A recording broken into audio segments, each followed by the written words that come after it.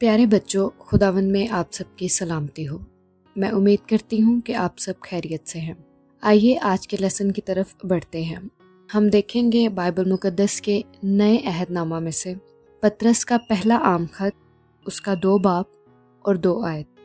نوزاد بچوں کی مانند خالص روحانی دودھ کے مشتاق رہو، تاکہ اس کے ذریعہ سے نجات حاصل کرنے کے لیے بڑھتے جاؤ۔ آمین۔ تو آئیے بچوں، اس آیت کی وضاحت کے لیے میں آپ کو ایک بچے کی کہانی سناتی ہوں، جس بچے کا نام ہارون تھا۔ ہارون اپنے دوست داؤد کے گھر گیا۔ اس نے اپنے دوست کے ساتھ کافی وقت گزارا کہ اچانک ہارون نے کہا، اوہو داؤد، اب مجھے گھر جانا ہوگا، شام کے کھانے کا وقت ہو گیا ہے۔ تمہارے ساتھ کھیلنے میں اتنا مزہ آتا ہے کہ وقت کا دھیان ہی نہیں رہتا، اور ہاں، بسکٹس اور فرائز کے لیے شکریہ، خدا حافظ۔ یہ کہہ کر ہارون دروازے سے باہر چلا گیا، لیکن جب ہارون اپنے گھر آیا تو اس نے کھانا بہت ہی کم کھایا اور امی جان کو بتانے لگا کہ آج مجھے بالکل بھوک نہیں ہے۔ وہ دراصل میں نے داؤد کے گھر میں فرائز کھا لیے تھے اور ساتھ میں بسکٹس بھی۔ امی جان کہنے لگی کہ ہارون بیٹا، آپ کو فرائز یا بسکٹس یا ایسی کوئی بھی چیز نہیں کھانی چاہیے۔ یہ سب غیر معیاری غذائیں ہیں، ان میں کیلوریز نہیں ہوتی، اور ایسی غذائیں مضبوط جسم بنانے میں بھی مدد نہیں دیتی۔ ایسی غذائیں اگر بہت زیادہ کھائی جائیں تو ہمارے جسم میں اچھی خوراک کے لیے، جو کہ ہمارے جسم کے لیے بہت ضروری ہوتی ہے، بھوک مٹ جاتی ہے۔ ابو جان پاس ہی بیٹھے تھے۔ وہ کہنے لگے کہ مجھے تو یہ ڈر ہے کہ تم زندگی کے دوسرے حصوں میں بھی غیر معیاری غذائیں لے رہے ہو۔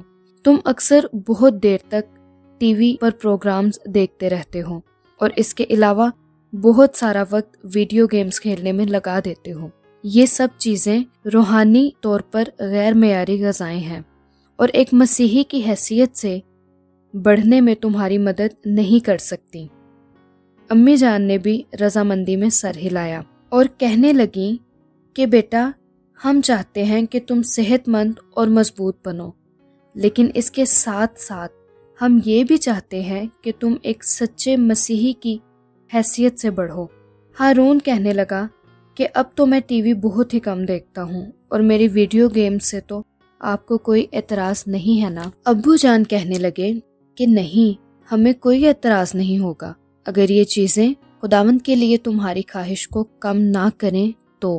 دیکھو بیٹا، تم جانتے ہو کہ آج کل بہت سی کتابیں، ٹی وی یا ریڈیو کے پروگرامز ایسے ہیں جن میں مسیحیت کا پیغام ہوتا ہے، اور بہت سی چیزیں تو خاص طور پر بچوں کے لیے تیار کی گئی ہیں۔ یہ دلچسپ بھی ہوتی ہیں اور ایک مسیحی کی حیثیت سے بڑھنے میں ہماری مدد بھی کرتی ہیں۔ کتنا اچھا ہو اگر تم اپنا وقت ان چیزوں کے ساتھ گزارو۔ ہارون نے اپنا سر رضامندی میں ہلاتے ہوئے بڑی آہستگی سے کہا، میں خداوند سے اس کے لیے فضل مانگوں گا۔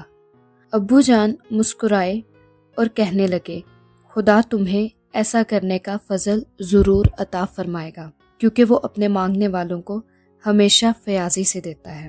تو پیارے بچوں، کیا آپ نے کبھی اس وقت کا مقابلہ جو آپ نے اپنی تفریحات میں گزارا ہے، اس وقت سے کیا ہے جو آپ اپنی روحانی ترقی کے لیے گزارتے ہیں؟ آپ کے لیے یہ اچھا ہے کہ آپ تفریحات اور کھیلوں میں وقت گزار دیں، لیکن آپ کو ان چیزوں کو نظر انداز نہیں کرنا چاہیے جو آپ کا مسیحی کردار تعمیر کرتی ہیں اور آپ کو مسیح کی طرح بناتی ہیں۔ خداوند آپ کو برکت دے۔